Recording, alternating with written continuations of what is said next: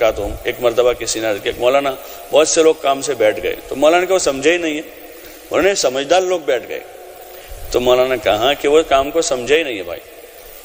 ان کی مثال ایسے ہیں، کوئی چھوٹا سا بچہ اپنے گھر سے 100 کا نوٹ لے کر نکلا، 100 نوٹ، کھیلتے کھیلتے وہ گھر سے باہر گیا اور باہر اس نے دیکھا کوئی سفید کلر کا پتھر پڑا ہے، تو پتھر میں کھیلنے میں مشغول ہو گیا، 100 کی نوٹ چھوڑ کے گھر واپس آ گئے۔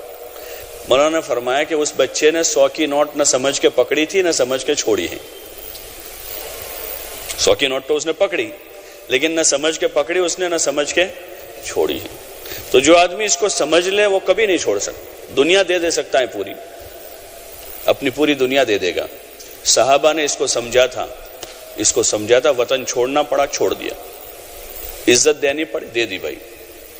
سارے جتنے حکایت صحابہ کے قصے ہیں، حکایت صحابہ کے قصوں کو ہمیں تعلیم میں بھی سننا ہے، اور انفرادی طور پر اس کا مطالعہ کر کے اس میں ہم غور کریں، ذرا تدبر کریں، ان قصص میں غور کریں۔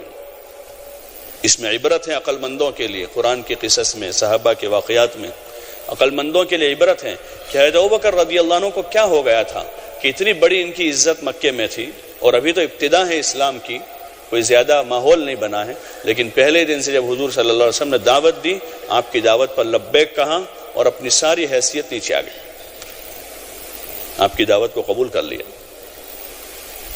انہوں نے چھوڑا۔ حضرت خدیجہ کے پاس ساز و سامان تھا، تاجرہ خاتون ہیں، لیکن اسلام قبول کر کے اپنی ساری جو عیش و عشرت کی زندگی ختم کر دی، کھانے کے لالے ہو گئے۔ شیب ابی طالب میں 3 سال تک انہوں نے اس کو پسند کیا تھا، بھوک کے ساتھ، فاقوں کے ساتھ، حالات کے ساتھ پسند کیا کہ ایمان بڑی چیز ہے، آخرت بڑی چیز ہے، اگر اس ایمان اور آخرت کے خاطر کھانا جاتا ہے تو چلا جائے، بھوکے رہیں گے، حرج نہیں، لیکن ایمان اور آخرت باقی رہنا چاہیے۔ حضرت صہیب کا قصہ ہے، اپنا مال دے دیا ان کو، جا رہے ہجرت کر کے، مکے والوں نے پیچھا کیا، پکڑا راستے میں، ایک ٹیلے پر چڑھ گئے اور کہ دیکھو میرے پاس یہ تیر ہے، تمہارا مقابلہ کروں گا، میں تم میں سب سے بڑا تیر انداز ہوں۔ ڈرے نہیں ان سے، گھبرائے نہیں، بلکہ کیا میں مقابلہ کروں گا، ختم ہو گئے تو پھر نیزے سے مقابلہ کروں گا۔ لیکن ہاں ایک بات ہے، مومن جو ہے نا سمجھدار ہوتا ہے، مومن میں ایمان سے فراست آتی کہ اگر مقابلہ کریں گے ان سے تو مدبر ہو جائے گی، شہادت مل جائے، کوئی حرج نہیں، لیکن وہ چاہ رہے کہ ہجرت کر کے حضور کے پاس مدینہ جاوے، تو ان کو آمادہ کر رہے ہیں، تاجر والی بات کر رہے ہیں کہ دیکھو میرے پاس مکے میں اتنا مال ہے، تم لے لو سارا، 2 باندیاں ہیں وہ بھی لے لو، لیکن مجھے چھوڑ دو۔ تو وہ سودا کر کے آئے، حالانکہ سودا گھاٹے کا ہے کہ مال بھی چلا گیا، باندیا بھی چلی گئی، جو کچھ تھا سب لٹ گیا، گھاٹے کا سودا ہے ظاہر میں تو، لیکن ابھی مدینہ پہنچے نہیں، اور جبریل آ گئے حضور صلی اللہ علیہ وسلم کے پاس۔ وَمِنَ النَّاسِ مَن يَشْرِي نَفْسَهُ ابْتِغَاءَ مَرْضَاتِ اللَّهِ، لوگوں میں بعض لوگ ایسے جو اللہ کی رضا کے خاطر وہ اپنی جان کا سودا کر لیتے ہیں، اور حضور نے ان کا استقبال کیا گیا۔ ربح البیع یا ابا یحییٰ، ابو یحییٰ بڑے نفع کی تجارت کر کے آئے ہو۔ حضور نے کہا تم نے یار بہت گھاٹا کیا، سارا مال دے دیا، اتنی کیا ضرورت تھی واپس مکے۔ ابھی بعض مرتبہ ہمارا بھی ایسا حال ہو جاتا ہے، تھوڑے حالات میں گھبراتے کہ یار اتنا تقاضا تھوڑا تھا کہ تم ایسا کرتے، اتنا زیادہ تقاضا تھا، بہت سارے محنت کرنے والے ہیں، وہ کرتے، وہ جاتے۔ تو حضور نے نہیں کہا کہ تم نے ایسا کیوں کیا کہ مال بھی دے دیا، باندیا بھی دے دی، اتنا تقاضا تو بعد میں ہجرت کر لیتے تو۔ لیکن حضور نے ان کی تعریف کی کہ تم نے بڑا نفع کی تجارت کر کے آئے ہو۔ تو اس لیے ہماری جان مال دین کے خاطر، دین کی محنت کے خاطر بے حیثیت ہو جائے، اور ہماری نظر میں بے حیثیت ہے ہماری جان مال۔ ایک آدمی کے پاس 2 لاکھ روپے جمع کیے ہوئے ہیں، بڑی محنت سے جمع کیے، اس بڑی محنت سے کیے، اور اس کی بڑی وقت ہے، بہت سنبھال کے اس نے رکھے، کسی کو بتاتا بھی نہیں۔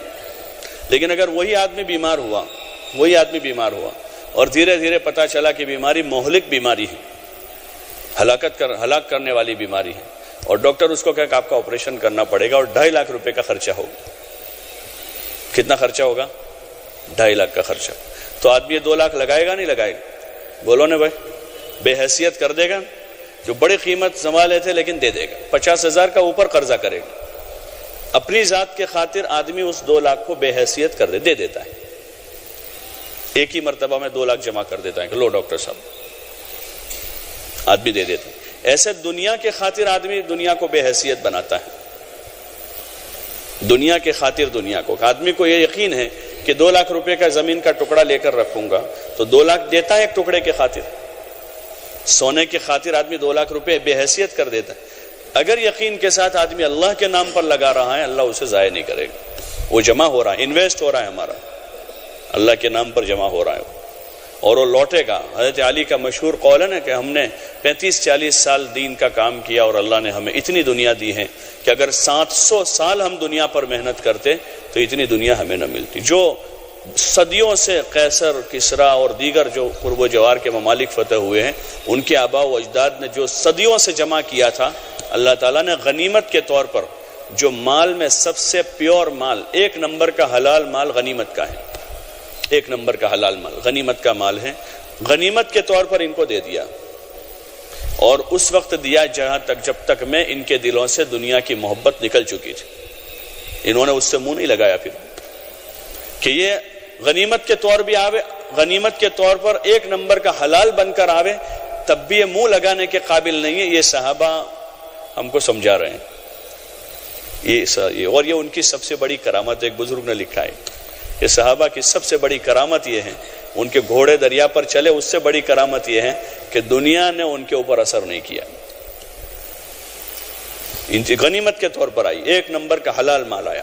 امیر المومنین نے تقسیم کیا کہ بھائی اتنا بدر والوں کو, اتنا احد والوں کو, اتنا مجاہدین کو, ان کو دو.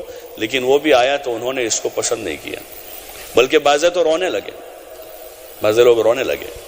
تو اس لیے ضرورت اس کی ہے, مادے کا غلبہ ہے. ہم جن مجلسوں بیٹھکوں پر بیٹھتے ہیں وہ ہمارے لیے ادھئی ہیں. ادھئی جسم کو کھا جاتی ہے نا, یہ باتیں جو ہیں ہمارے قلوب کی کیفیات کو ختم کر دیتی اور دنیا کی محبت بڑھاتی ہیں. وہ ادھئی سے زیادہ خطرناک ہے. اس لیے ضرورت ہے کہ ہم اپنی قربانیوں کی مقدار بڑھاویں.